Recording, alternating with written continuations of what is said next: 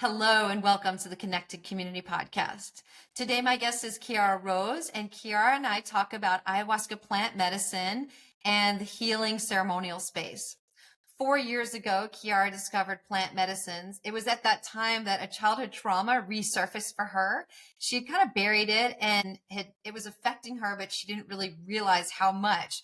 She started diving into plant medicine, and really that was where her path of self-discovery and transformation took place. It has been so powerful and meaningful to her that now she is assisting in the ceremonial space. So she talks about her transformation and her growth and what it is like assisting in the ceremony.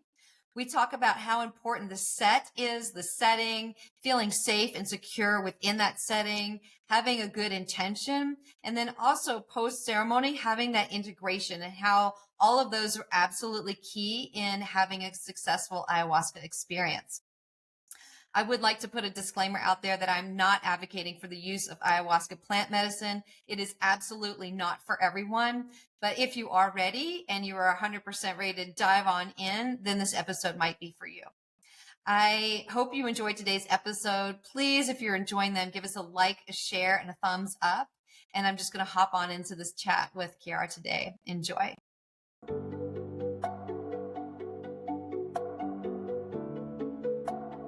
Hello, and welcome to the Connected Community Podcast, a place to explore possibility through mindfulness, movement, and self-discovery. Our intention is to deliver insight and inspiration while fostering conversations that are genuine, unfiltered, and deeply human. We hope you will enjoy today's episode.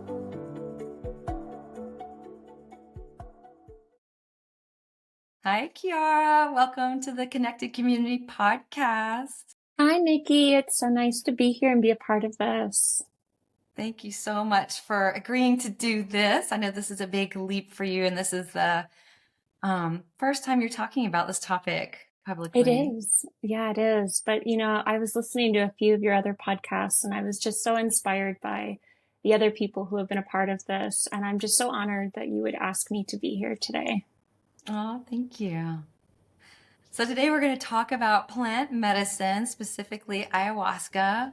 And you have partaked in ayahuasca ceremonies for quite a long time, and you've been assisting with those ceremonies. So I'm just curious, how did you discover ayahuasca? What has your journey been with the medicine? And this is kind of a loaded question, but from the beginning of your journey until now, what does that look like? Yeah, I mean, as much of a loaded question as it is, I don't think one exists without the other. They're so intertwined at this point that, doing plant medicine and being a part of this world is just such a huge part of my journey and why I am who I am today. So, to answer your question, I really use the ayahuasca space as a healing space for myself and for my life. And not everyone that feels called to that medicine uses that in that way, but it is just such a powerful tool in connecting in deeper with ourselves and our soul and to heal traumas that we might have experienced in this life. And in my particular case, that was exactly the medicine that I needed. When I was younger, I was sexually abused. And, it's interesting, that's something that feels very vulnerable to say. In a public way and on a podcast. And before this podcast, I was actually looking up statistics on women and men who have been sexually abused. And I was shocked to see that some websites and resources report that number at almost 50%. I saw that today. I saw that exact same statistic today. Yeah. And that's an underreported number. It is. Yeah, it is. And, in my case, it was completely buried for me. And I had no idea for the majority of my life and until I started using plant medicine. So I wondered, seeing that number, just how underreported that is and what the real statistic actually is. And, that number actually tracks for all the ceremonies that I've been a part of. Approximately 50% of the women and many of the men who come into that space are healing some sort of sexual trauma. So I believe that it's a very not spoken about issue that we have in our society, that it's in the shadows, but it's very real for a lot of us. And I feel that a big part of my journey is to talk about it openly, which is one of the reasons why I agreed to come on this podcast and share this story with you. But in my particular case, I was abused when I was younger. And, there was as happens with a lot of people, there was a fracturing of my psyche that happened afterwards. And, it was a self-defense mechanism of my body to create disassociation for survival. And that experience was completely buried in my psyche. I had no idea that it had happened to me or that it was a part of my story. And I grew up internalizing the shrapnel effects of it. Right. So I grew up feeling very disassociated, very disconnected from myself, from the world, from others. I had a lot of trouble with authentically connecting with people in a way that felt true to me. And I had a lot of difficulty with being connected to myself. It felt like I was just a shell of a person while I was growing up. And, I grew up with a lot of depression and pain and suffering. And, I share this not to bring heaviness into this conversation, but just because it was my authentic experience growing up, and I think that a lot of people feel this pain, but that we don't really have a place in our society to openly discuss it or talk about it. So growing up, I internalized it, and I thought that there was just something wrong with me. I had no idea what was going on or what was happening. And, there were several times that I tried to go to therapy and I tried to just talk about what was happening, and it never led anywhere. And so at a certain point, I think I just resolved to my life. And I thought that my life is my life, and that's just how it was going to be. And that I was just going to live inside of this box for the rest of my life. And I became very identified with that pain, and with that story and those limiting beliefs of who I thought I was. Yeah. And, there were moments and experiences where I feel that I tried to break out of that and come outside of that. I started my own business when I was in college. And after I graduated from college, I traveled the world for 9 months and I had all these beautiful experiences. And so there were still moments where I felt joy and happiness and exploration and expansion. But anytime that I really came back to myself and I really got quiet with myself, that pain would come back, and I just had no tools for how to navigate it. Yeah. So my awakening process started actually with a music festival that I went to, and I took psychedelics while I was there. Yeah. Around what year was this? So this was around approximately 2017. So it was in the few years after I graduated from college. And, college was there was so much happening while I was in college. I was taking all these classes and I had my business, and, I was very much in this distractor mode. I was just do all the time. And after I graduated from college and I traveled and I came back, and I broke up with a long-term boyfriend that I had at the time, and I moved in with my grandparents while I was saving up money. And I really had a moment to slow down with myself and get really quiet with myself. And I went to a music festival. And for anyone who is new to the psychedelic space, a lot of things that people talk about are set and setting and the importance of set and setting. And, you can use psychedelics in a very ceremonial and healing space, which is typical of ayahuasca. But you can also use them in, more of like a party sense. Yeah. And at that time I was using it in a party way. And I was surrounded by people who didn't really know me. And it was almost like the veil, like I cracked through the veil into what my authentic experience was. And for the first time, I was able to see clearly how deep my pain and my confusion was. Wow. And it's almost like I had lived my entire life up to that point so asleep and so in my patterning that I had no idea that that pain even existed to that level. And once the veil was removed, I couldn't put it back Yeah. afterwards.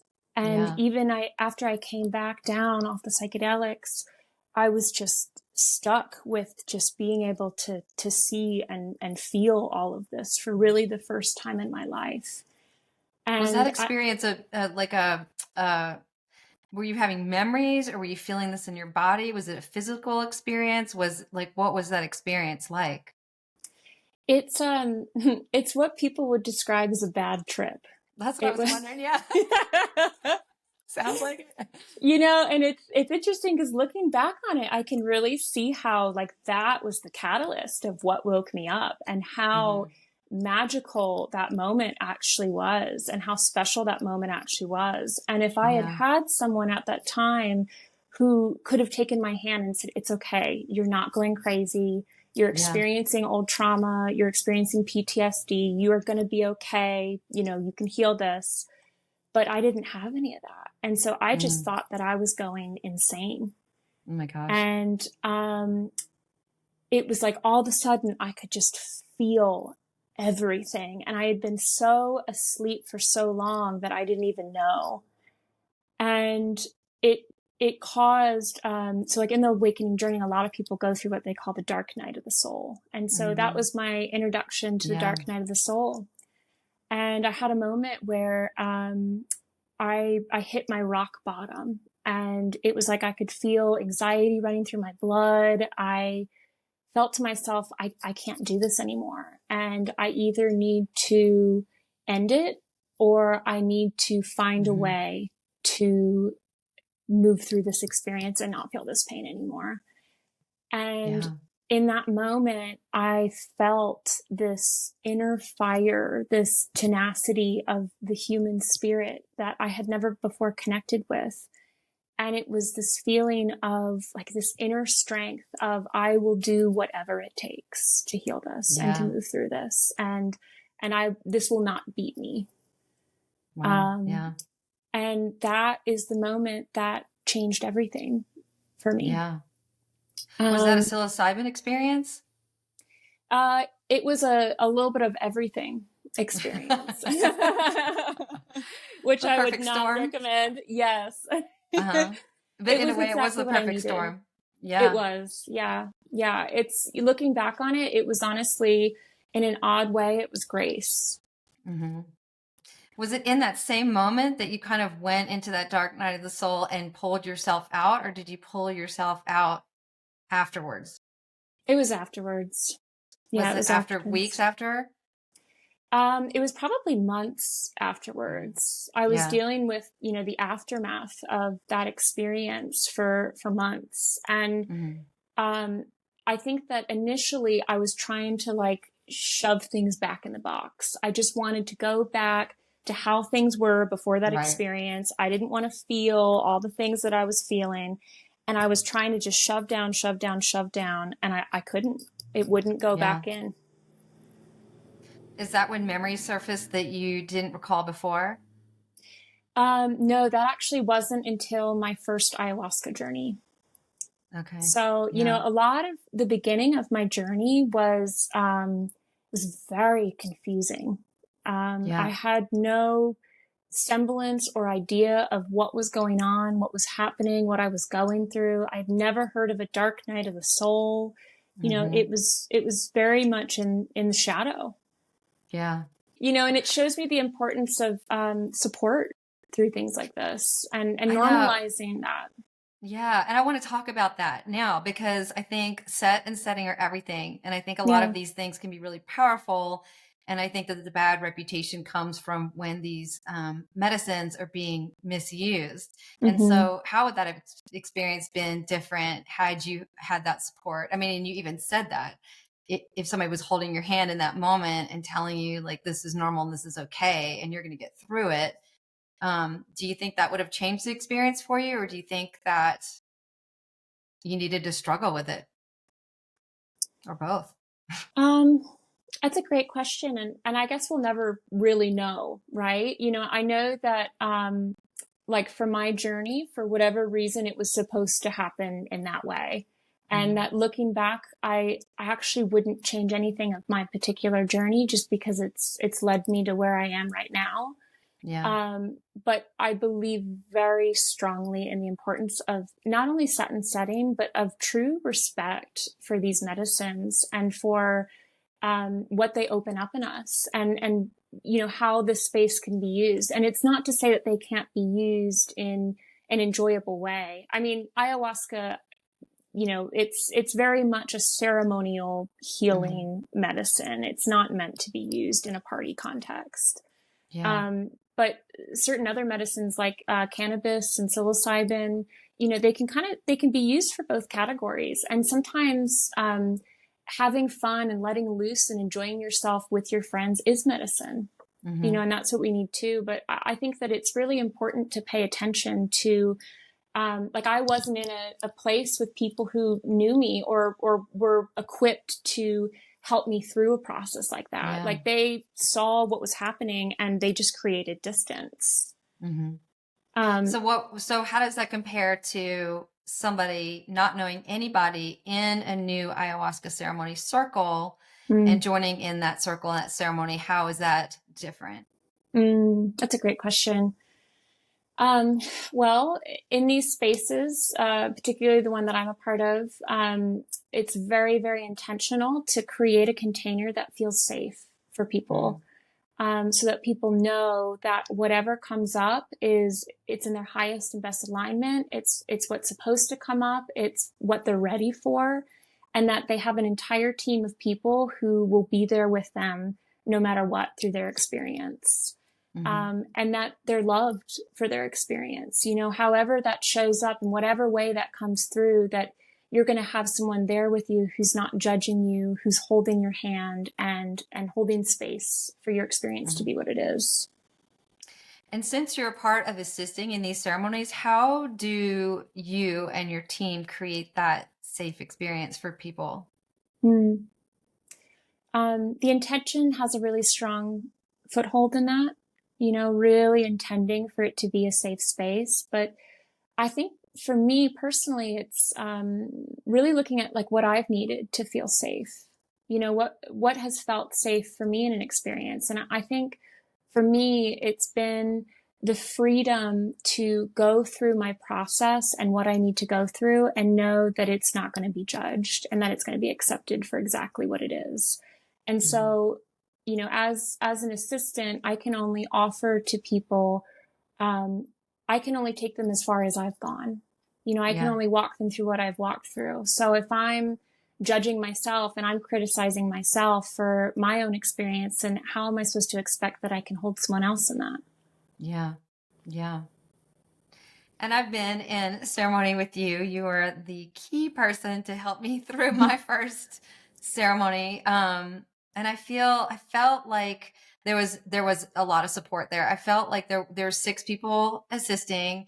All of them made it really clear that they were there. They were available if you needed a bucket changed out, or if you needed someone to walk you to the bathroom, or you needed someone to talk to, or just sit there with you, that they were available. And I found that there was this magic and everyone appearing at just the right time, at the exact right time, and then kind of leaving at the exact right time.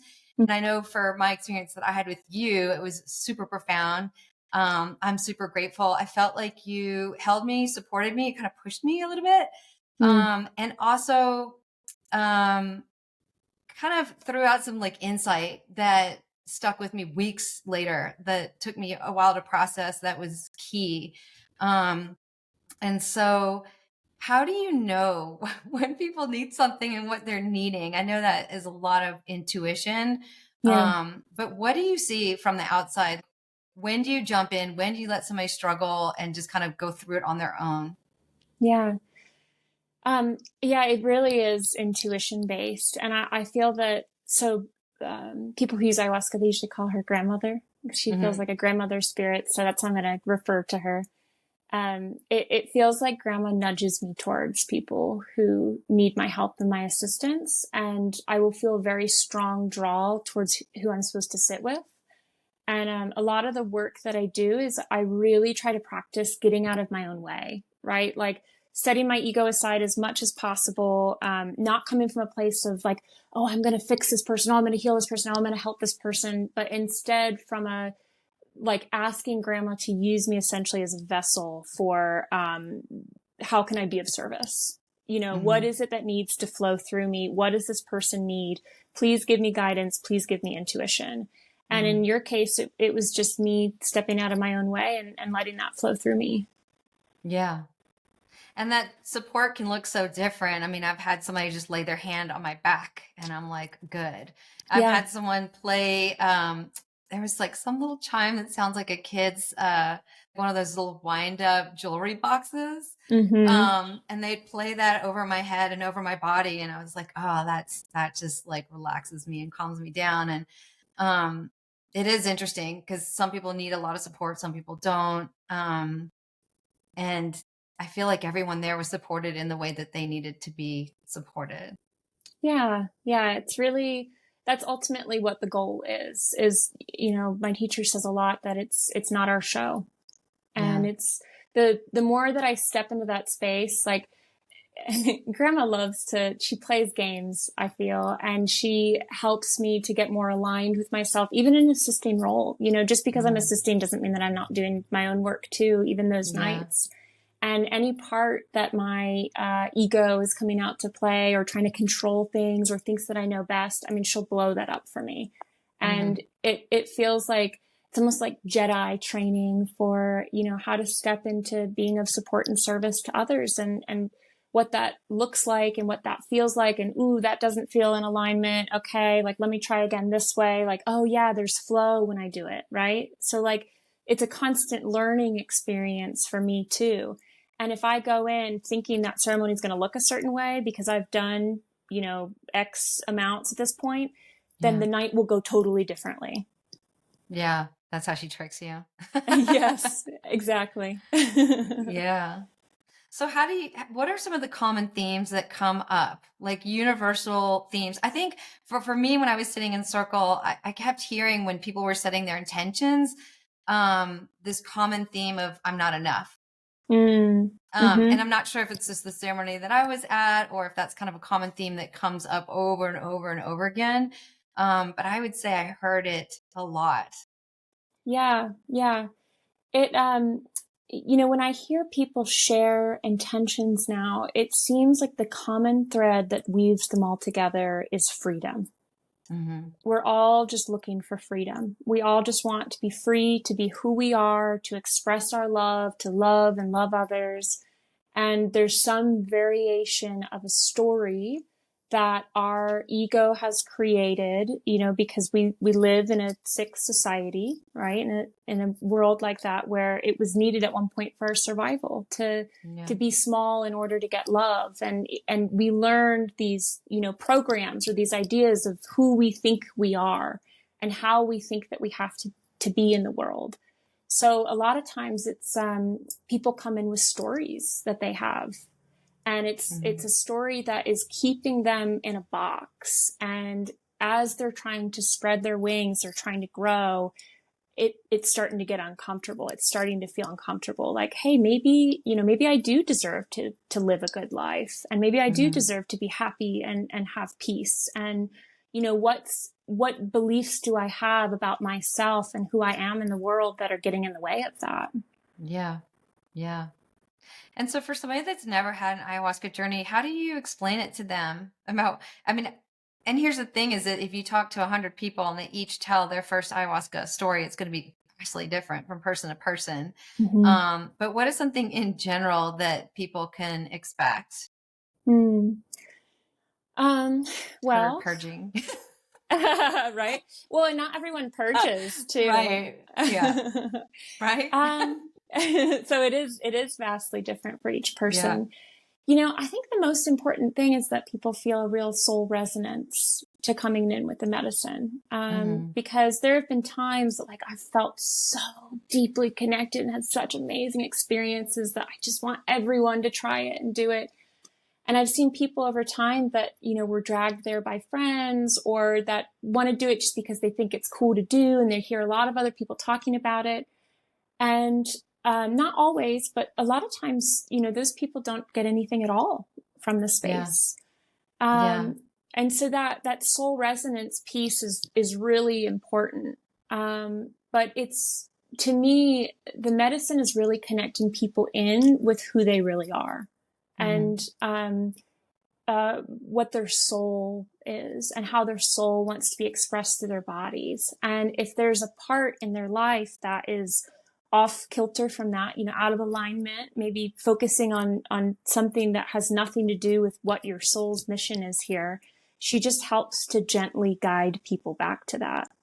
And it looks totally different from how people think it's going to. The saying of like ayahuasca gives you what you need and not what you want. People come in and they have these grand ideas of what their ceremony is going to look like and what they're going to heal and what they're going to go through.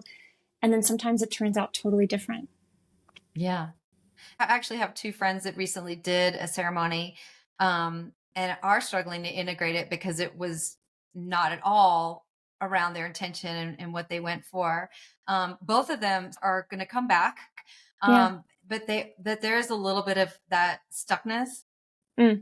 So how do you process that when you have a completely off experience and it's not at all what you hear other people having and you just can't get there? And what do you do with that? Well, I think an understanding that whatever this spirit is, whatever grandmother is that she sees this picture from a much larger perspective than we do.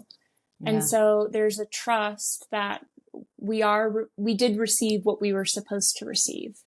And, I've had a friend who joined for ceremony and didn't experience anything at all. She just slept the entire time. And she was kind of like, what the heck, afterwards. And in her integration, she's realized that there's a part of her that doesn't want to know the truth. Yeah. And that if she decides to go back, that it's going to have to be from a place of, I'm willing to see even the difficult things. So, did she really not have an experience or did she get further along with her soul's journey in that? Yeah. I mean, I did a 2-day, and that first day I did 3 full doses and didn't have anything either. And what I gathered from that was I was just getting in my own way and I needed to surrender. And my mind was so strong and I wasn't getting into my heart and body. And then when I talked to my friend that just had that similar experience, I think she came away with, I wanted to have control over everything and I couldn't, and I need to surrender. And I kind of think it's similar for that other person. So I wonder if people the first time are just playing around with trusting the space and feeling comfortable and letting their guard down. And then also maybe it takes that knock on the head that you need to surrender that first time where nothing happens and you're not getting what you want, that you are willing to just dive deeper and surrender that second time. So I'm wondering if that's somewhat of a common experience, because I had it, your friend had it, the 2 people that I know that just went had that experience as well. Yeah. I do think that is a theme that happens with people, definitely, that we see occasionally. I think that there's a familiarization that's happening with the medicine itself. There is a learning to relax into ayahuasca is very different from other psychedelics. Like other psychedelics, it's like you're going to experience something no matter what. Like you take a big enough dose and you're going somewhere. And it doesn't always work that way in the ayahuasca space. Like it feels like there's more of like a co-creation in how the 2 of you work together and how open you are and how relaxed you are and how willing you are to receive messages. And I had a friend who, he sat for medicine and grandma came in and all of a sudden he felt like he was in a coffin and grandma was trying to show him his death. And he goes, no, I don't want to see that. And that grandma pulled away and she was like, all right. Oh, And so interesting. he actually didn't experience that. And it's not always that way. You know, sometimes people are really in it and they're resisting something and it creates a lot of stickiness and a lot of heaviness for them. Mhm. But it seems that she works with you as open as you are to her. Yeah. So when you went in for your first Aya experience, what was that like for you, and how did that all unravel? So, yeah, Or so ceremonial Aya, at least. yeah, yeah. So when I found out about ayahuasca, there was something in me that knew that I needed to partake in it, like just knew really deep in my Mm. soul. And I ended up having a bunch of opportunities that came up that just didn't feel right until I found the one that did. And, you know, the entire experience is interesting that we were talking about not feeling anything because I went through the same thing actually, where the whole experience, I wasn't really feeling anything. And Mhm. man, if I wasn't like, well, dang it, even this isn't working for me. Yep. But at the very, very, very end of the ceremony, I just heard a voice it was almost like a whisper that told me, you've been abused.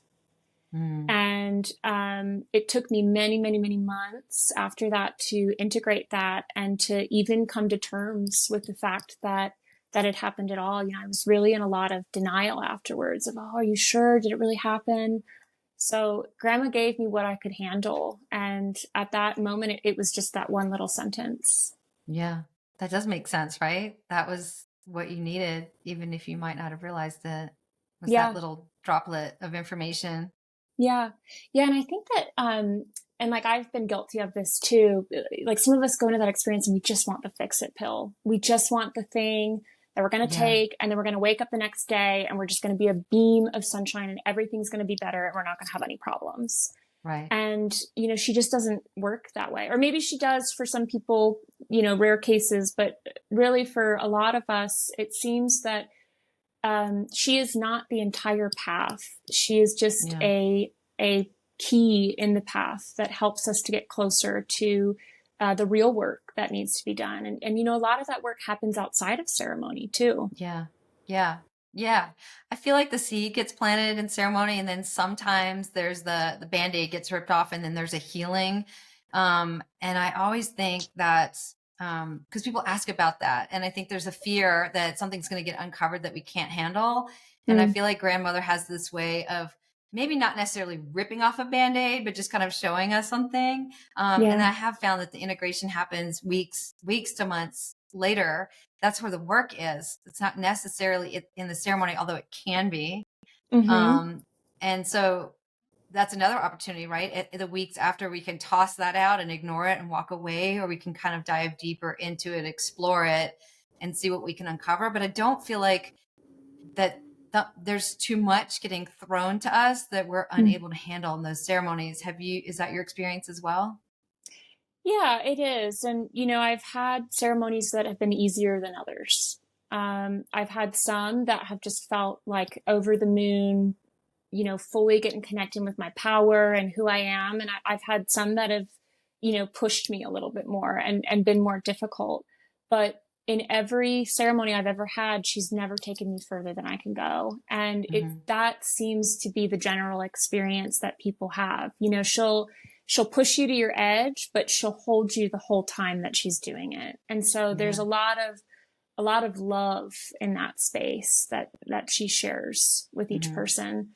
But yeah, the integration afterwards is just as important as the ceremony itself because people have these profound life altering experiences sometimes. Hmm. And then they wake up the next day and then they go home and they are still taking out the trash and, you know, and they're fitting back into these old molds of who they used to be. Yeah. And so how do you take a peak experience like that and bring it into your life and integrate it into who you are? Yeah. So how do we do that?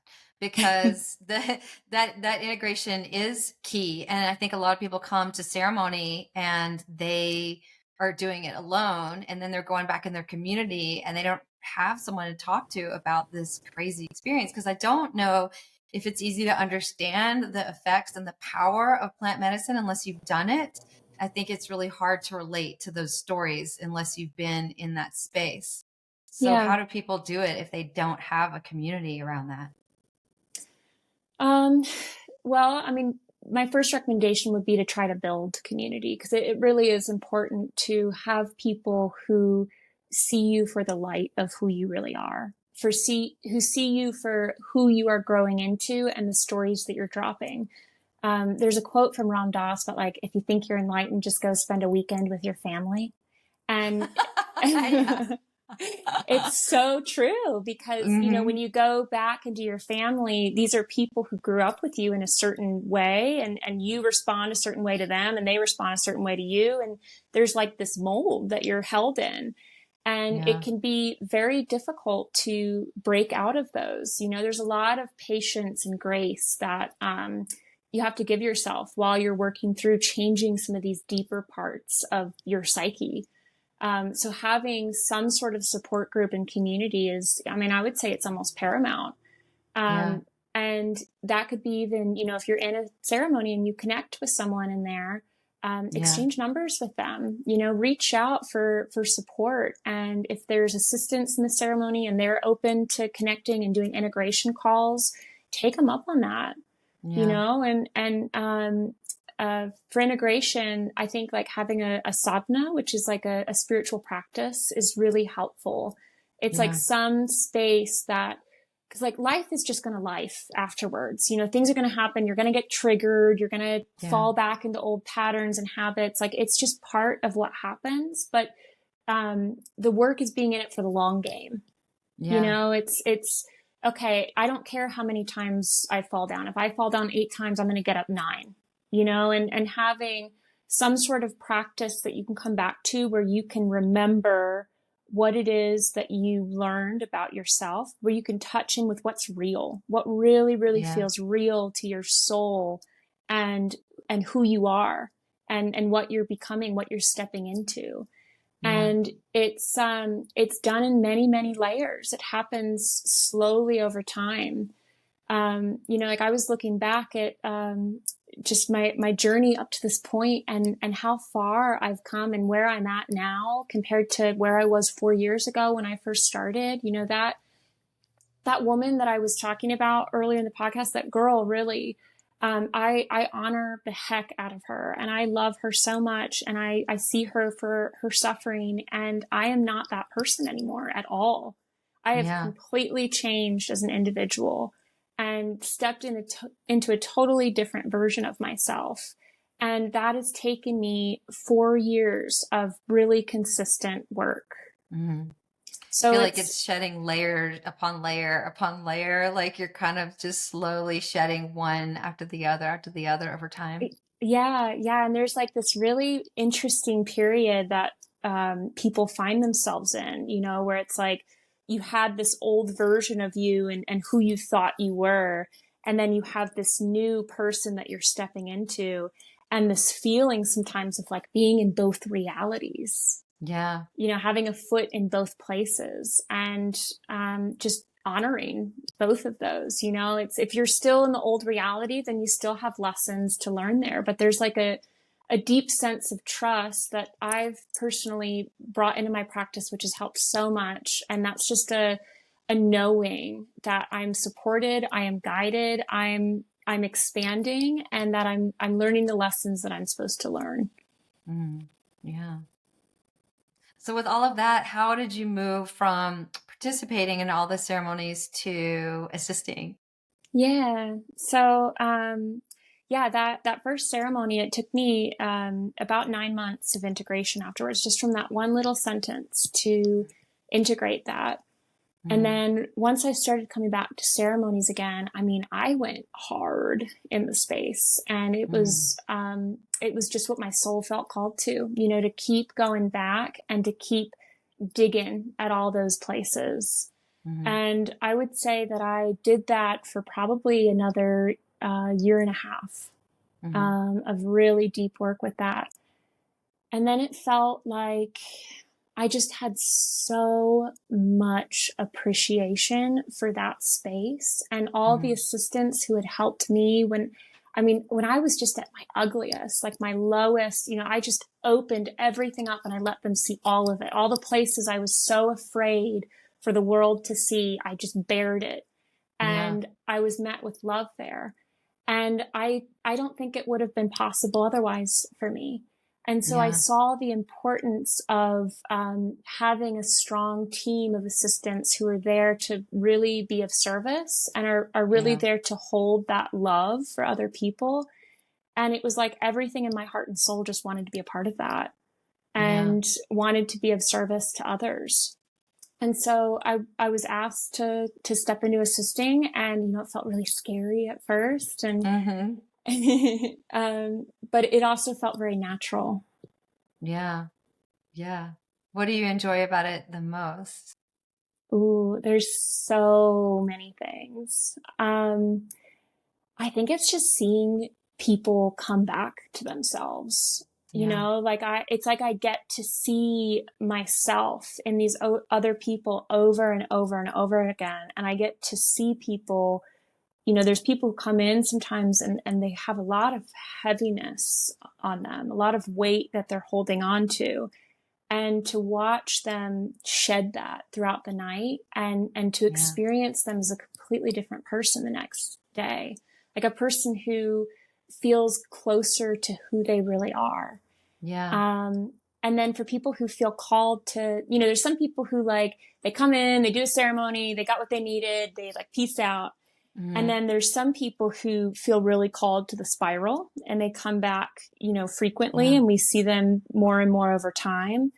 And just watching the transformation that happens in people who are willing to put the work into themselves and doing any part that I can to stoke that fire Yeah. is one of the most rewarding feelings I've ever felt in my life. That's so beautiful. Just watching people grow and evolve and come out of their shell and have their light shining a little bit brighter. Yeah, it's amazing. And it's like I believe so strongly that each person here has a unique blueprint that we're here to share with the world. It's each of us is a unique human, a unique soul, and we each have medicine for the world. And it looks totally different from person to person. My journey with assisting and doing shamanic work and, workshops and that could look totally different from the person who's living out their dharma or their life Mm-hmm. purpose as a lawyer. It's Yeah. each of us has something. And the more that we can get connected to that within ourselves, what it is that Yeah. our intuition is guiding us to and what feels most alive in us. And then the more that we can support others in Yeah. connecting to that within themselves, it's like that feels like the more beautiful world that my heart knows is possible. Yeah. So you mentioned shamanic work. Can we talk about that a little bit? Sure. So what does that look like in the ayahuasca circle that you're a part of? Because I imagine every shamanic circle looks a little bit different. Yeah, I'm sure. So in our circle in particular, there's a certain round where people who just need a little bit of extra help, like maybe something's feeling stuck, something's not moving, they're feeling frustrated, they can come up and receive healings. Mm-hmm. And there are different healings that can be done on people from a shamanic perspective. So, for example, one of my favorite healings that I feel the most connected to and that I'm exploring the most right now, just because it's been so relevant for me, is for people who experience severe trauma. There is often this fracturing that happens in the psyche, right? Where it's like the bit that was going through the experience and couldn't fully process it Yeah. fractures off. And there's something called a soul retrieval that can be done where a shaman can go in and retrieve pieces of your soul that were once broken off. Mm-hmm. And return them back into your body. And, that's assuming that you're at a place now where you can finish that process and process what needs to be processed, the reason why that piece left in the first place, right? Mm-hmm. So it can be very intense for the person who's bringing that piece of them home, but it also can feel like stepping into wholeness for people who have felt, their whole life like something's missing or they're not all there, or, it's usually because there's actually a piece that's been fractured off. So if I was observing this shamanic healing, what would I notice? Well, when people are on ayahuasca, it usually makes them, one of my favorite things I've heard about ayahuasca that really tracks for me is that like it doesn't bring in anything that's not there. Like it's just a mirror for you to see yourself more clearly, and Yeah. it pulls back the veil, right? So a lot of people will have experiences where they'll start to see energy more clearly. Yeah. And I've heard of people before. So at the end of a soul retrieval, you blow the piece of the soul back into the person's body. And I had a person who was watching one time, and she said it just looked like this liquid gold that was flowing back into the person, into every one of their cells. But I think that each person experiences and sees this stuff from a completely different lens. And then the person experiencing that, what do they typically feel after that experience? Oh, it's so beautiful. It's usually when I look into that person's eyes afterwards, there's just like a light that is there, like an innocence of their soul. And it's usually a part of like their inner child that had left, that's come back home to them. So like a playfulness, a youthness to them? Sometimes, or it could look anyway. It's sometimes it's a playfulness or a youthfulness or a sense of innocence. Sometimes it's like a curiosity, looking around, like they have like these fresh eyes. There's so many different ways that it can manifest. Yeah. Do you have visuals when you're participating in the assisting? I do. So when you assist, you take, like, let's say, there's a person who's assisting. They usually take a full dose the first round. And when you're assisting, you just take a very small amount. So it's usually like a fourth of a dose. So by the end of the night, I still haven't taken a full dose. Right. So it's very little, but it's just enough to get you into the frequency of the experience. And it depends on what's going on and what's happening. Sometimes I'm more open than others. Like there are times where I just can see fractals of light and things that are happening, and I feel like I'm so honed in with the energy of the room. And there's sometimes that I don't see that at all. So it's completely different from experience to experience, and no two are the same. But have you heard of clairsenses? So clairsenses it's like the way that the divine or your psychic abilities or your intuition connects with you.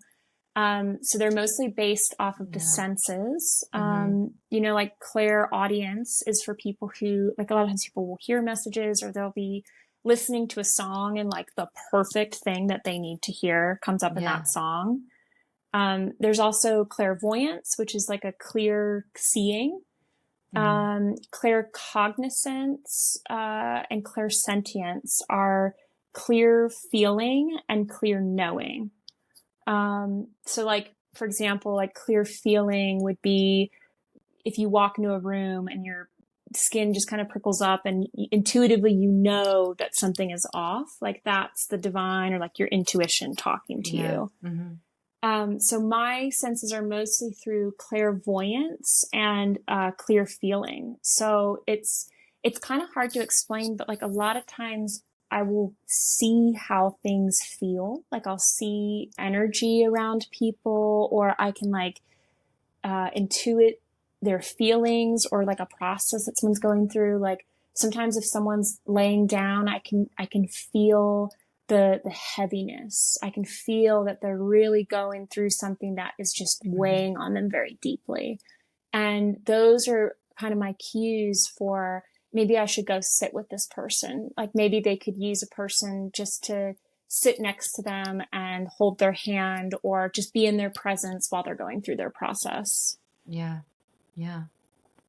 What do you notice about the group energy in the ceremony? So it's a long night. It's a lot of hours. Is there kind of a theme to how the energy rises and falls?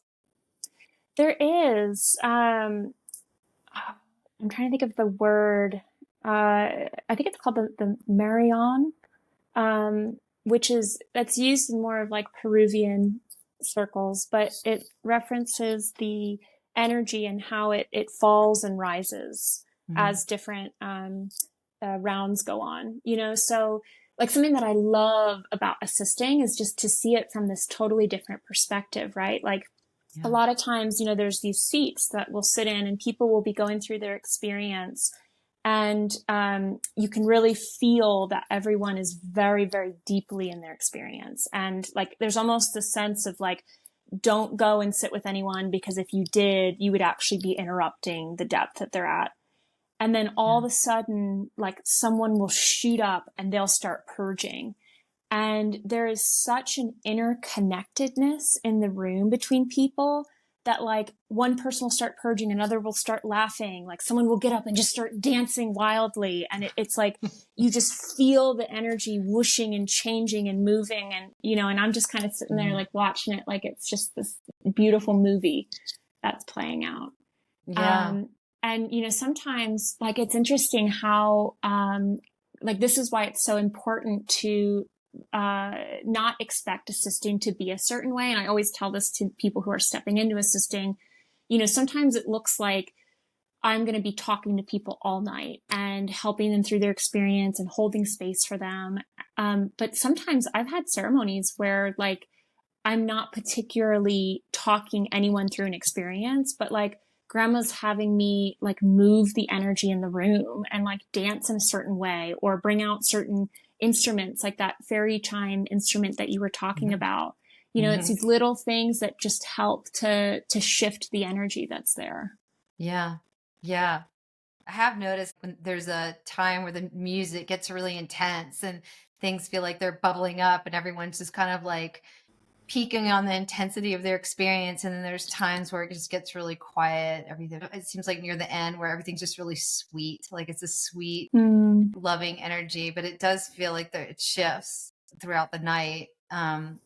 Is there always this peak of intensity or are there some where that just doesn't happen? It's definitely happened before. Like we had a ceremony where nobody purged the entire ceremony, and Oh my that was gosh. really bizarre. We had Yeah. like all these buckets ready, like wanting to run around like, okay, like I guess we're Wow. not doing that this time. So, Interesting. it's different. But I would say that generally, yeah, it does seem like it follows that kind of theme where, like the first round for a lot of people, and it's totally different. I've had first rounds where I've just totally blasted off, but, Yeah. for a lot of people, it could be like the medicine's kind of like checking them out, and Yeah. seeing what work needs to be done and what needs to happen. And the second round in particular feels like there's just this massive whoosh of energy that Yeah. accompanies it. But, Yeah. again, not always. Like she works in very, very mysterious ways. Yeah. So how does somebody know if they're ready? I mean, for me, I had always been curious and I was ready to kind of dive into the deep end of the pool and to all of the muck and the darkness. Mm. And I was ready to accept whatever was thrown in my direction, or at least I thought I was, right? That first ceremony, I guess I was blocked a little bit. And I have had other people that have been interested and kind of backed out at the last minute. And I've always Mm. said, like, don't do it unless you're 100% in, because I think there's this big investment behind your intention. And because you don't know how it's going to turn out, if it's going to be bright and beautiful or dark or difficult, there is a need to be ready for whatever is tossed in your direction and kind of trust that you won't be delivered too much. Mm-hmm. But how does somebody know if they're ready? Or what are some of the fears that come up that maybe don't need to be big fears? Well, I think, first of all, it's really important to always find a place that feels safe for you. That whoever is facilitating these ceremonies, that that you can trust them. I think that safety aspect is a really important bit. But with that put aside, I think that, the most important thing is just that you feel some sort of calling in your soul. Like that's Yeah. really what it comes down to, is that like, do I feel that there is something in this that it's like a tug that a lot of people feel, or like a Yeah. knowingness that they're supposed to be there. And there's a trust that, you know, if you end up in that circle and you're there, you're supposed to be there. It's, you know, I've seen it so many times, and I've had so many people reflect this back, that like they sat next to the perfect person that they were supposed to sit next to, or like serendipities just seem to rise at an extreme level in that space. And so, you know, I believe really strongly that people that are supposed to be there are there. But I think that a desire to do the work on yourself outside of just that space is where people see the most results. So like when people come in and they've never sat with themselves before, they've not done any work around any of their programming or habits or patterns, you know, the medicine can only meet you as deep as you've gone with yourself. And so that's not to say that you shouldn't go if you haven't, you know, gone into the deep parts of the ocean yet with yourself, but to just know that it's a process to build that bridge. You know, this question of like, who am I? It's the eternal question that we're all asking ourselves. And it's not like a clear answer, like, oh, I'm this, you know, I mean, kind of like we're the love of the universe, but like the journey to integrate that into our bodies is exactly that. It's the journey. So she'll meet you wherever you're at. And she acts very strongly as a mirror for what you need to see. So some people come in and they really want to have these like giant breakthrough experiences, but maybe they're only ready to see their own internal dialogue reflected back at them. You know, if you haven't sat with that yet to see how you're talking to yourself inside of your own head, and you haven't done work to get out of your head and into your body, then she will show you that. Awesome. This has been really fun. Do you have anything that you want to add that we haven't touched on? I guess just to say that, you know, this experience isn't for everyone, you know, but for the people that it's really for, and that it can be a very potent experience. But that there's many ways to the top of the mountain. You know, it's not just one. Like this is one way that has been extremely powerful for me and for my journey, and that I'm so grateful for. But for other people, maybe it looks like, you know, meditating on the top of a mountain, or like there's so many different methodologies and ways that we can get more connected to ourselves. Right. And it's okay if it's not for you, or if you don't have access to it. There's a lot of different ways to dive into the deep end of the pool. Yes. This has been such a fun conversation. I'm wondering if people want to get in touch with you, reach you, if they have questions, how could they connect with you? And we'll put this in the show notes as well. Sure. So Instagram is probably the best way to get in touch with me. My Instagram handle is Kyara of Love. So it's Kyara of Love.